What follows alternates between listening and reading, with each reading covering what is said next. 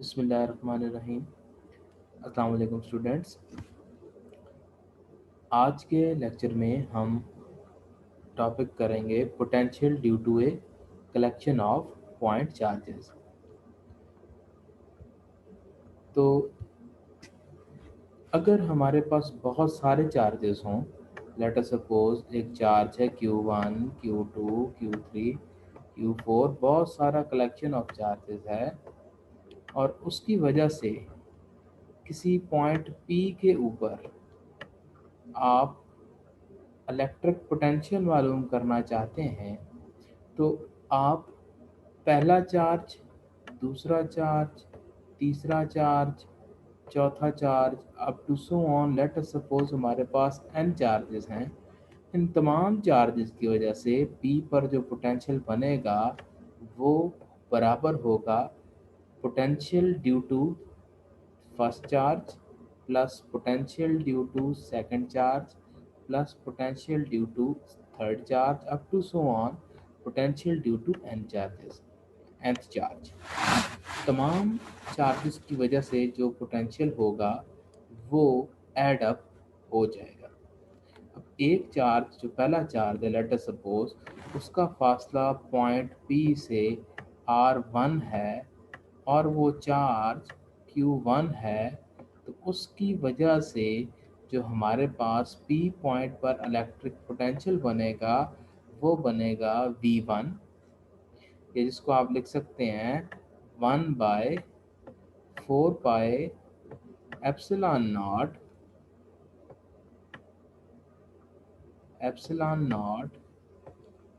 Q1 over R1। ये पहले charge की वजह से पोटेंशियल होगा। सेकंड चार्ज की वजह से उसका फासला अगर हमारे पास R2 है तो उसकी वजह से पोटेंशियल हो जाएगा V2 is equal to 1/4 pi epsilon naught Q2/R2। Third के लिए Q3/R3, फोर्थ के लिए Q4/R4। अब to so on nth charge के लिए अगर उसका फासला Rn हो तो 1/4 pi epsilon naught Qn over Rn। सबको ऐड अप कर देंगे तो एंड पर ये रिजल्ट हमें मिलेगा, सम होगा 1/4 पाई एप्सिलॉन नॉट। तो सब चार्जेस के साथ आ रहा है तो वो आप एक दफ़ा लिख लें कॉमन लेके, और सम है किसका, Q1/R1 plus Q2/R2 plus Q3/R3, तो उसको आप QI ओवर RI लिख सकते हैं। यानी कोई भी ith चार्ज और उसका ith डिस्टेंस, ये RI ith डिस्टेंस है, ये आपने समेशन की टर्म्स में लिख लिया। अब तमाम पोटेंशियल्स को आपने ऐड अप करना है और ये इनका स्केलर सम होगा। यानी जिस तरह आपने इलेक्ट्रिक इंटेंसिटी मालूम की थी, तो इलेक्ट्रिक इंटेंसिटी एक वेक्टर क्वांटिटी है और वो वेक्टर सम आया था। यहाँ पर आपके पास क्योंकि पोटेंशियल एक स्केलर क्वांटिटी है, इसलिए इनका सिंपल स्केलर सम लेना है। तो स्केलर सम में आप सिंपली जो पोटेंशियल की वैल्यूज़ हैं उनको आपस में ऐड अप कर देते हैं। अब नेक्स्ट जो हमारे पास टॉपिक है वो है potential due to a dipole, कि डाइपोल की वजह से किसी पॉइंट पर पोटेंशियल क्या होता है। तो डाइपोल के बारे में आपको मालूम है, आप पहले पढ़ के आ चुके हैं कि two equal and opposite charges separated by some distance, यानी दो बराबर चार्जेस हैं, बराबर मैग्नीट्यूड के चार्जेस हैं Q Q, लेकिन इनकी नेचर ऑपोजिट है। लेट अस सपोज एक चार्ज अगर पॉजिटिव है तो दूसरा चार्ज नेगेटिव है और उनके दरमियान एक बहुत छोटा सा डिस्टेंस d होता है। अब इस डायपोल की वजह से आपने एक पॉइंट P के ऊपर इलेक्ट्रिक इंटेंसिटी को फाइंड आउट इलेक्ट्रिक पोटेंशियल को फाइंड आउट करना है। ठीक है जी। तो जब आपने पॉइंट P पर इलेक्ट्रिक पोटेंशियल को फाइंड आउट करना है, हम कहते हैं कि जो नेगेटिव चार्ज है उससे पॉइंट P का फासला r1 है और जो पॉजिटिव चार्ज है उससे P का फासला r2 है, जबकि इनका जो सेंटर है एवरेज है, एवरेज फासला पॉइंट P का दैट इज r, ये r एवरेज फासला है। अब अगर आप यहाँ से नेगेटिव चार्ज से एक परपेंडिकुलर ड्रॉप करें सीधा R2 के ऊपर, तो ये बाद वाला फासला जो है यहाँ से आगे का ये सारा फासला, ये रेड और ब्लू लाइन का यहाँ से आगे जो फासला है ये बराबर है, लेकिन ये जो पॉजिटिव चार्ज है ये फासला जो है ये एक्स्ट्रा फासला है जो कि P पॉइंट का है फ्रॉम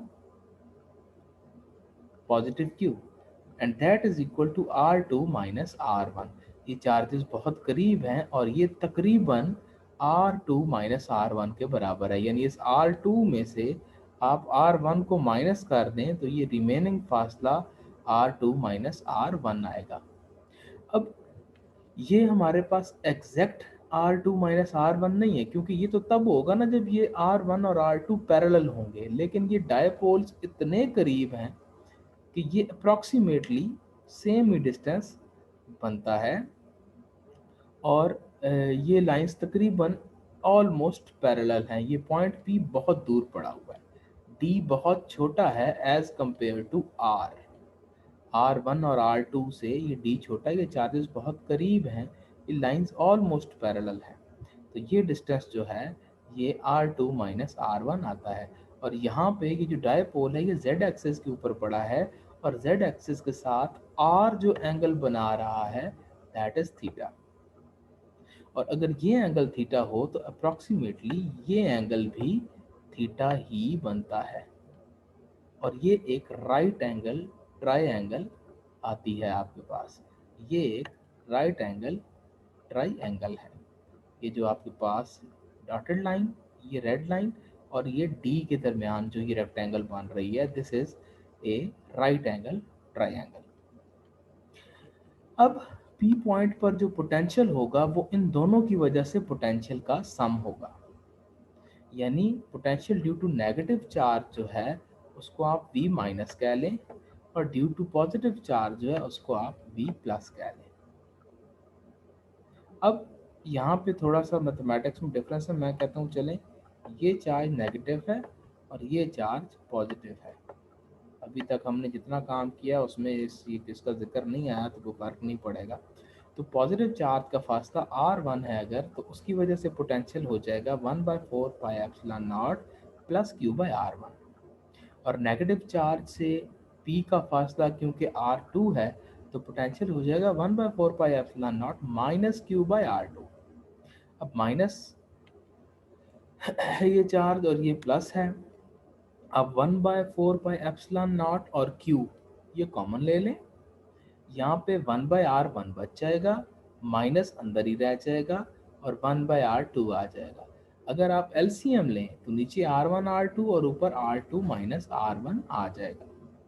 अब क्योंकि R बहुत बड़ा है as compare to this D, तो ये R1 और R2 अप्रॉक्सीमेटली सेम है।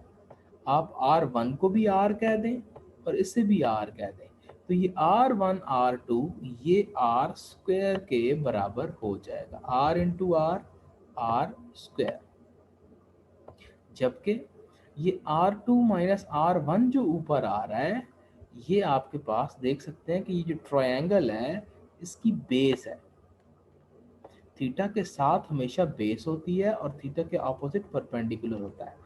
ये सबसे लंबी साइड है D वाली और ये हाइपोटेन्यूज है, ये आपके पास हाइपोटेन्यूज है।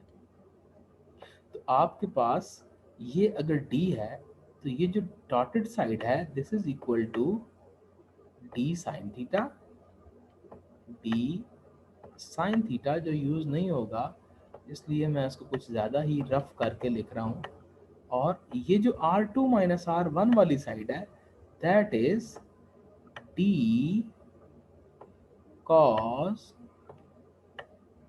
थीटा। थीटा के साथ हमेशा कॉस थीटा वाला कंपोनेंट, बेस वाला कंपोनेंट होता है, बेस हमेशा कॉस थीटा होती है, कॉस थीटा इंटू हाइपोटेन्यूज। तो ये R2 माइनस R1 की जगह पर आप डी कॉस थीटा लिख लें, इसकी जगह पर आप डी कॉस थीटा लिख लें, जबकि R1 R2 R स्क्वायर हो जाएगा। ये आ गया आपके पास। अब Q into D dipole moment होता है, तो Q इंटू डी आपने इसको P लिख लिया है, P आप इसको लिख सकते हैं।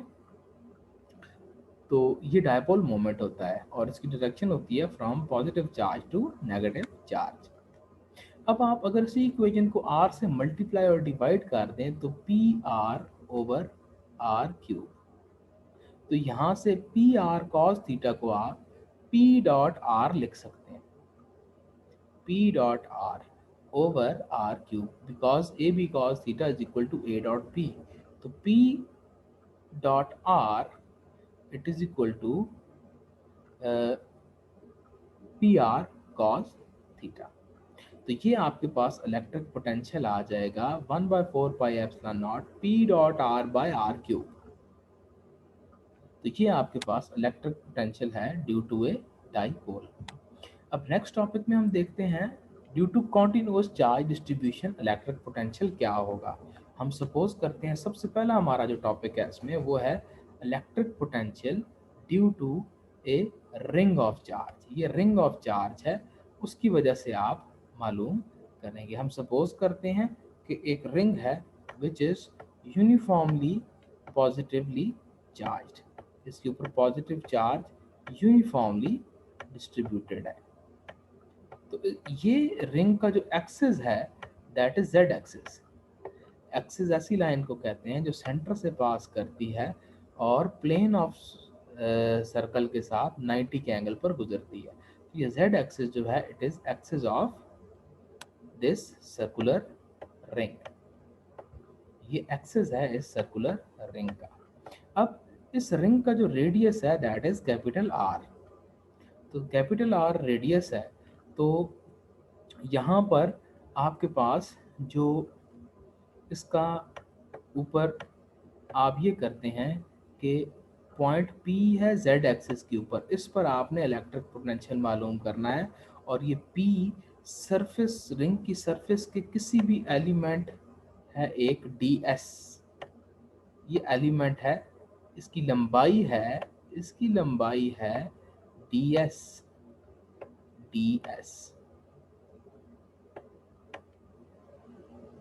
इस ds से जो P का फासला है दैट इज R, ये फासला R है। और यहाँ पर अगर आप अगेन एक रेडियस ड्रॉ करें तो ये एक राइट एंगल ट्रायंगल बन जाती है।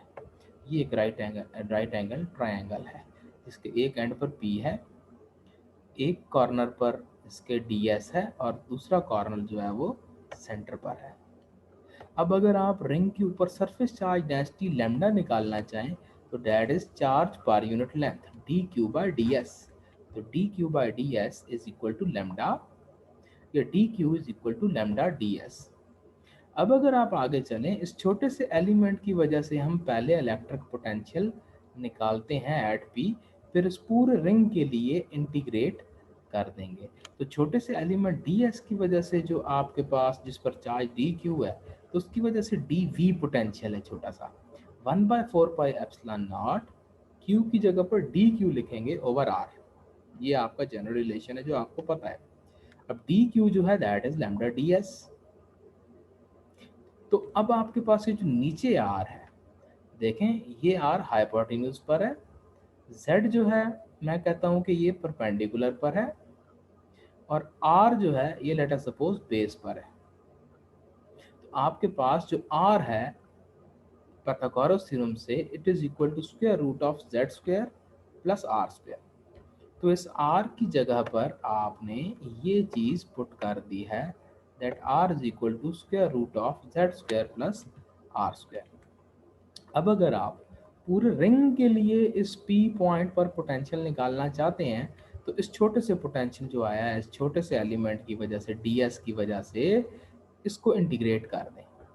जब इंटीग्रेट करेंगे इस इक्वेशन को तो 1/4 पाई एप्सिलॉन नॉट कांस्टेंट है, integral 1 over lambda ds over z square plus r square, ये सब कांस्टेंट्स हैं नीचे भी, तो इनको भी आप बाहर ही लिख लें, इनको भी आप बाहर ले आए क्योंकि z P का O से फासला है सेंटर से कांस्टेंट है, रेडियस ऑफ रिंग भी कांस्टेंट है, सिर्फ लैम्डा ds ये इंटेग्रल में रह गया और ये आपको पता है it is equal to lambda ds is equal to d q. तो अब आप लैम्डा ds की वजह से इसको आप डी क्यू लिख सकते हैं। तो ये इंटेग्रल इस सारे की जगह पर आपके पास आ जाएगा इंटेग्रल ऑफ डी क्यू। तो जब इस छोटे से चार्ज को डी क्यू को आप इंटीग्रेट करेंगे फॉर होल रिंग तो पूरे रिंग का चार्ज आ जाएगा, पूरे रिंग के चार्ज को आप क्यू कह दें, तो इस इंटेग्रल डी क्यू की जगह पर आप क्यू लिख लें। तो ये आपके पास इलेक्ट्रिक पोटेंशियल आ जाएगा एट पॉइंट पी। तो ये पी पॉइंट पर इलेक्ट्रिक पोटेंशियल निकल आया है due to this ring of charge. एक और छोटा सा रिजल्ट यहाँ से हम डिड्यूस कर सकते हैं कि अगर ये पी पॉइंट बहुत दूर हो तो z would be very very greater than r। अगर पॉइंट पी को बहुत दूर ले जाएं, इन्फिनिटी से थोड़ा पहले ले जाएं, तो ये जो आपके पास z है that would be very very greater than r, radius से इतना बड़ा हो जाएगा that r is approximately equal to 0, r approximately 0 हो जाएगा। अब इस एक्सप्रेशन में जब r को आप 0 करेंगे, r को आप 0 कर दें तो 0 का स्क्वायर 0, तो आपके पास जो पोटेंशियल आ जाएगा at a point far away from the ring at axis of ring वो आ जाएगा 1/4 pi epsilon naught q by z। तो देखें वैसे होता है 1/4 pi epsilon naught q by r, तो इस दफा डिस्टेंस क्योंकि r नहीं z लिया है आपने, तो इसका मतलब है कि ये पूरी डिस्ट्रीब्यूशन एक पॉइंट चार्ज की तरह बिहेव कर रही है। और अगर आप एक और काम करें कि आप बिल्कुल सेंटर पे आ जाएं, रिंग के सेंटर पे आ जाएं आप, एक तो ये रिजल्ट हो गया, यानी अगर आप रिंग के सेंटर पर आ गए हैं तो अब क्या होगा, अब ये होगा कि मैं ज़रा अरेज कर लूँ थोड़ा सा,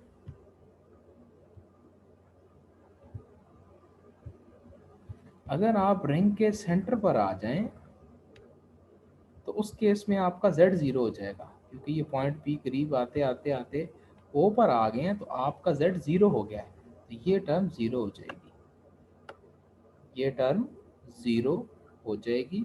तो आपके पास जो इलेक्ट्रिक पोटेंशियल अब बनेगा वो क्या बनेगा, अब ये बनेगा जी, अब बनेगा कि जब आप r नीचे आ रहा है उसका स्क्वायर है और स्क्वायर रूट है, तो ये स्क्वायर स्क्वायर रूट से कट जाएगा, तो ये सिंपली r बच जाएगा। तो ये आपके पास दो केसेस हो गए हैं कि जब आप बहुत दूर जाएं तो क्या होगा, तो r निकल जाएगा यहाँ से, और जब आप बिल्कुल सेंटर पे आ जाएंगे तो z हट जाएगा। तो ये आपके पास दो स्पेशल केसेस इसके हो सकते हैं। तो ये था हमारा आज का लेक्चर। इंशाल्लाह नेक्स्ट लेक्चर जो है वो आपको कोई और टीचर देंगे, तो फिर इंशाल्लाह आपसे अल्लाह करे आप कॉलेज में मुलाकात हो। अल्लाह हाफ़िज़।